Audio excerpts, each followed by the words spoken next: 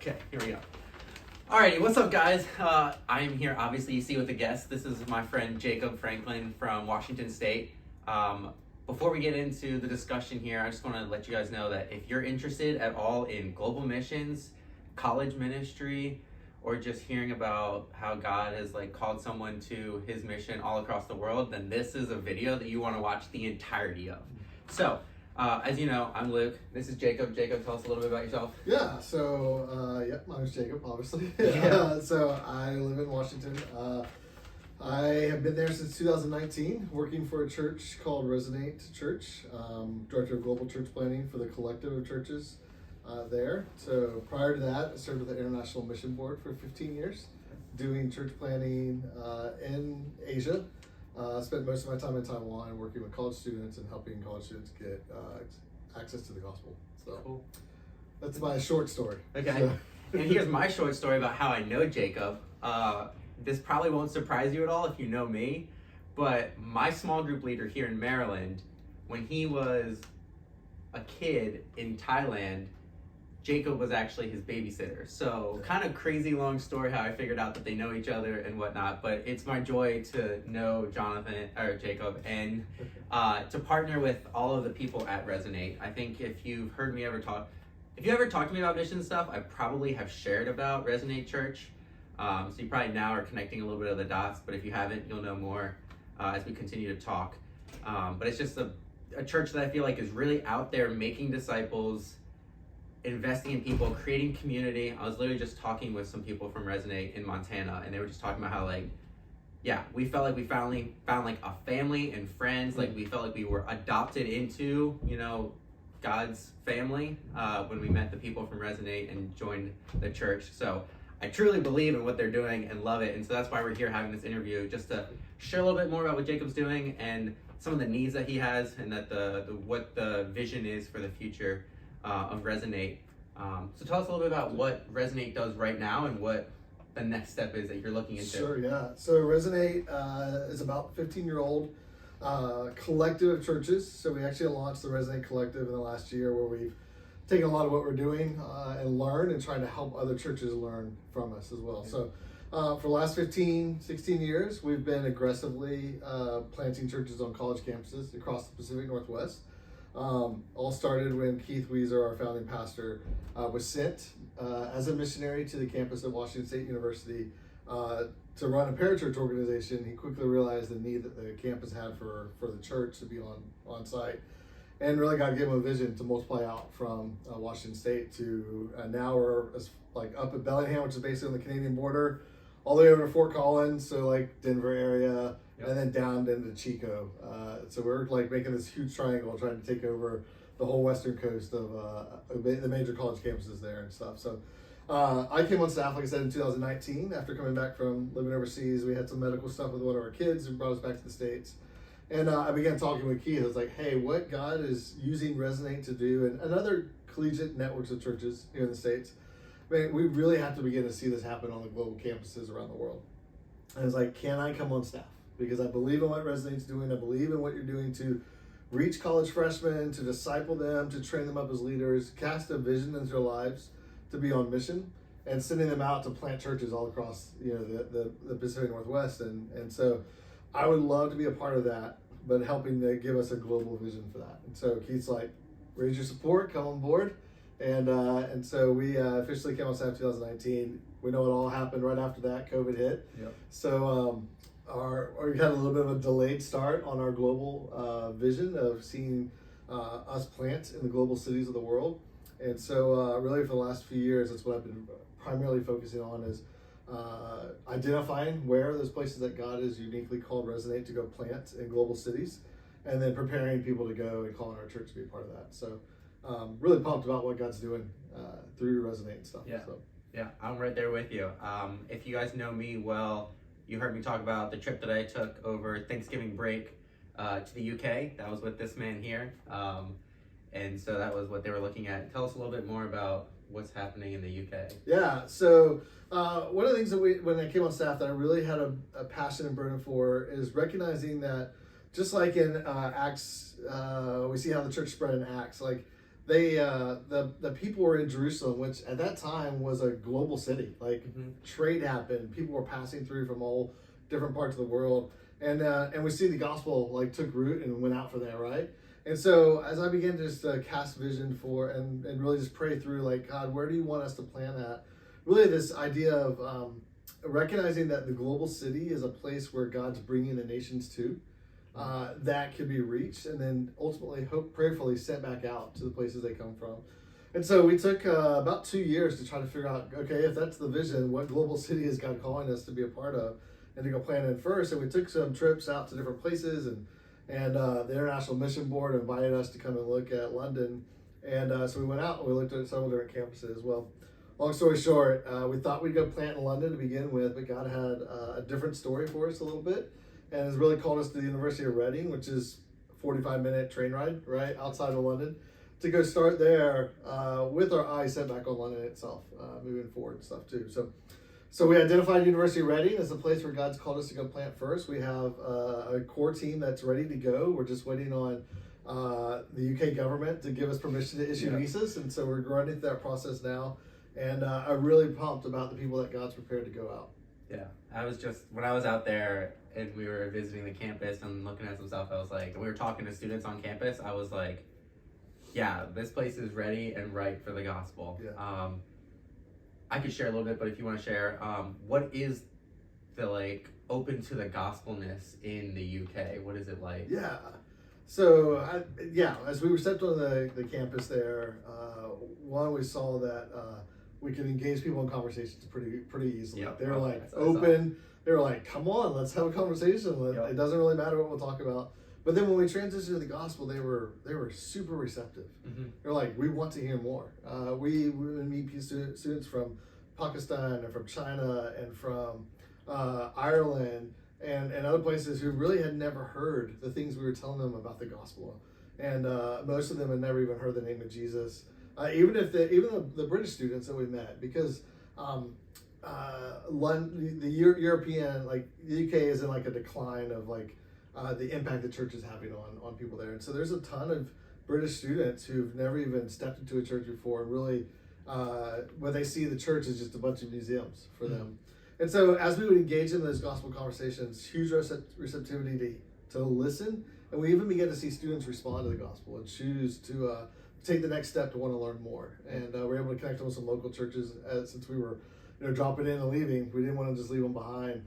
And so we just really see that, man, there's an openness to build relationships, to hear the gospel, and we're starting to see that there's an openness to respond to the gospel as well. Yeah, that's awesome. Yeah, as I say, it's exactly what I experienced. It's like people were ready to have conversations. It wasn't taboo like it is sometimes here in the United States. Yeah. People didn't take offense to it. It was just simply, I like, that's a bad example to say, I like pineapple on my pizza, but like that's also very controversial. But like, it's like just like having, I like Toyotas versus I like, Jeeps or whatever. Like it's just an opinion as opposed to we're starting a whole big conflict. This is like politics. You shouldn't talk about it. It's like they're here to talk about it. They want to know more, and like we both know, like it's the power of the gospel that transforms lives. It's nothing that we do or say necessarily, but it's God meeting people where they're at, and those people are open to it.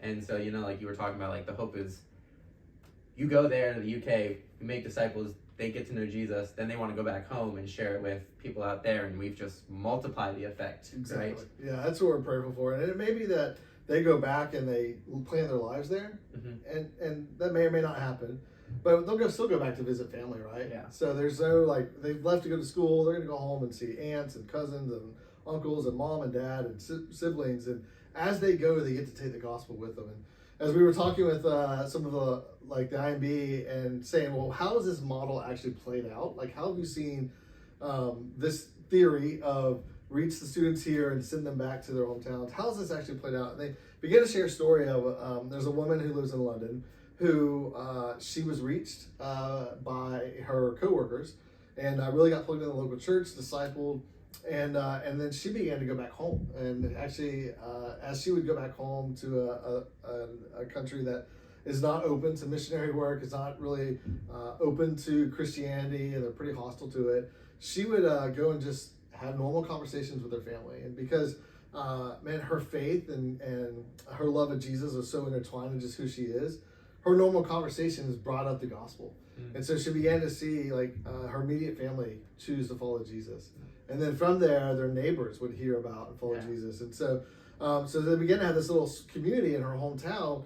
Well, from afar, so the local church was helping her to disciple her family, and to be, as they would begin to be, in their city. So in the UK, to where they're at, there's like video calls going on, the discipleship taking place, church is being planted. Well, this family decides to travel and go visit their extended family, and so the gospel goes to the next city, and the next city, and the next city. And so it may be that, and our prayer is that, yes, we're going to send people back to plant churches in these cities. And we believe, based on what we've seen God do in our own life of Resonate Church, is that will happen. God's going to raise up people who have reached as a freshman or a sophomore, who've been discipled, who God does something in their life and calls them to go plant back in their hometown. But God's also going to take people who just go back to visit their family and have those natural relationships that an education in the global city gives them, to take the gospel with them, if we equip them to do that. Yeah, I know, like, we're here at the Souls Conference, and we were just literally talking about it. It's like all about doing life on life. Like when you send missionaries somewhere, it's just like you're not there to necessarily do a task like build a house or throw a VBS, but it's like you're going there to make relationships, invest in the souls that are there, and to do life with them. And that's exactly what Resonate's doing and trying to do. Yeah, yeah. So what can you tell us a little bit about, like, what needs maybe are present out there that maybe some of the people here can help, or that we can all be praying for? Yeah, definitely. Help physically.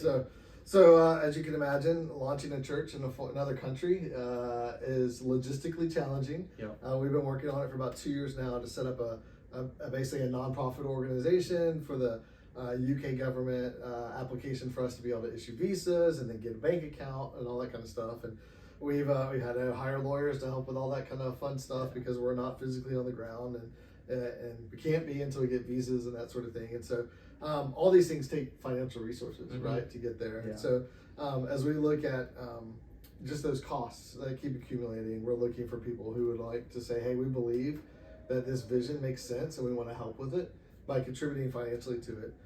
So that's one way. I'll tell you, it's about $75,000 to go plant a new church in a foreign country. And part of that expense is, I think about our church planners who moved from Pullman, Washington to Salt Lake City, right? Your good friends, Jonathan and Michaela, moved there. My daughter actually helped them pack up their U-Haul, right? And they took everything they owned, they put it in a U-Haul, they drove it down the road and got to Salt Lake City with everything they owned. Well, our people who are moving overseas are taking 2 or 3 suitcases and have to completely re-outfit an entire house when they get there. So they can't just throw everything in a U-Haul and take it across the ocean and stuff. So we're trying to help offset some of those costs for our church planners to remove some of the barriers of 20-something, 25, 26, 28-year-olds who are moving overseas and saying yes to church planning. And so some of that cost is associated with that as well. It's like setting up the organization, the nonprofit as well, and those type of things. It's just some of the barriers that we're facing and having to strategically overcome as God brings financial partners into the mix with us. Yeah, and so those are like opportunities right there for like, one-time donation type Totally, thing. But what about if like, I really love what you guys are doing and I want to like partner with you guys. Totally. I want to stay up to date. I want to know how it's going. I want to know when you actually guys get there. Like, what can those people do? And so you can easily go get in touch with you, right? Yeah, either one. Get contact information. So there's a number of us, both myself, but also our church planners who have newsletter lists, who are raising their financial support to be there, and would love for more people to come on their financial team, our family included, as well. And so we're obviously sending out periodically updates. Just like you, we took a trip. And specifically around Thanksgiving is sort of more of that vision casting. I want to get you on the ground, let you see and experience what God's doing there. And so that's not just like Resonate specific. We'd love for people who want to get invested in that to come and join us on that trip. Okay. We go every Thanksgiving with basically young professionals and family, and hopefully families down the road as well will join us on those trips. But we definitely have ways to get plugged in, whether it's short term or maybe even God's like calling you. You've got a degree in something you've already studied that would get you a job in the UK. Man, we could use more laborers in the in the mission field as well. And so as we look to go send people out, we have a full process we like to walk people through. That one, we just help affirm calling in your life, and then second, we're training and equipping. Like today, we were listening to one of the speakers at the Souls Conference talk about the spiritual warfare that basically he's experienced in his own life. Right? Like he was talking about when he was 6 years old, and how he was just his interactions with the spirit world and the African continent that he grew up in. And so we're even doing, like, in our training, we're wanting to expose our church planners to those types of things. Yeah. We talk about prayer and fasting. We talk about financial health and physical and emotional health. And so we want to walk alongside and really prepare people to go. It's not just about sending. We want to make sure that 10 years from now and 15 years from now, you're still in a very healthy place if God calls you to be a part of that. And so, yes, there's opportunities, whether you're part of Resonate Collective of churches or you're not, to join us in the work. Yeah.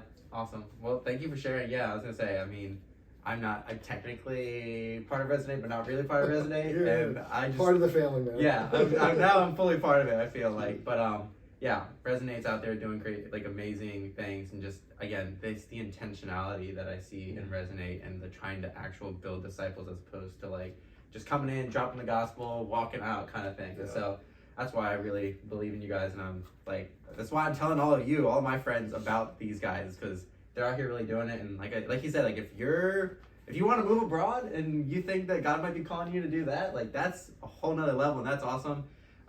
Or if you have any other questions or thoughts about the financial, the prayer, any of that stuff, you can reach out to either of us or reach out to me, and I'll get you contact. Yeah. Jacob will be more than happy to have one-on-one conversations with any of you who are interested in any part of what we talked about.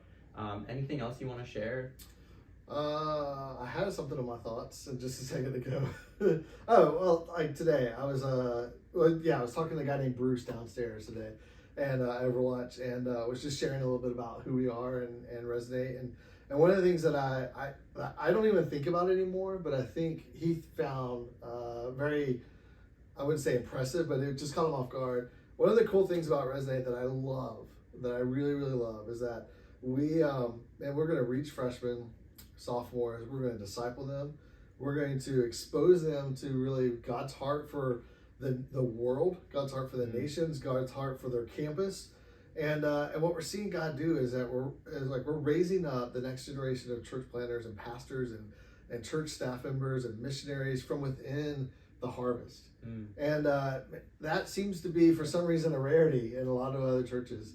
That the new churches multiply out of what the harvest that's coming in. Yeah. And so we're really focused on, man, we believe strongly that the harvest is plentiful, and the workers are few, and so we're trying to send more workers in the harvest, and we're finding that the workers are actually coming out of the harvest. And as someone who has spent their life focusing on church planning, on missions, that's such a beautiful thing. Yeah. That when God sends from the harvest to go plant into a new harvest, it's just such an amazing, I'm just overwhelmed by it when I actually stop and think about it. The fact that someone who may be a freshman this year, 4, 5, 6 years from now, maybe a lead church planner, pastor, because of really our intentionality to disciple. And so if you're someone who's responsible for discipling people, man, walk them through that whole journey, and get them back into the harvest themselves. And so that'd probably just be my encouragement to folks. Yeah, I would say, I mean, that, I had a thought too, and now I lost it. I was gonna say, that's one of the things that really stood out to me about Resonate, is when I met all of them back in summer of 2016 or 17 in San Diego, there's a bunch of them who were just there on short-term mission type thing, exploring their faith and stuff like that. When I saw all those people again 7 years later, lots of them were church planters in one of the new college cities, and going abroad. Now one of them is going to the UK so it's amazing to see. And I think that's a really big important part of one's continued spiritual growth and life. I think we're all, whether it's an official role or not, we're all called to be disciples and to disciple other people. And so the whole process of going out harvesting, growing them, maturing them, and then having them partake in that all over again is the full cycle, and I think it does it all. And it's beautiful when it happens. Yeah. So cool. Yeah, like I said, if you guys have any questions, feel free to reach out to me. I can get you contact info for Jacob. You can ask me or him any questions you like. And hopefully you guys found this very helpful and informative, and really get to see the vision for what their Resonate's going to do out in the UK and what they're doing here in the United States. Awesome. Hey, So. appreciate it.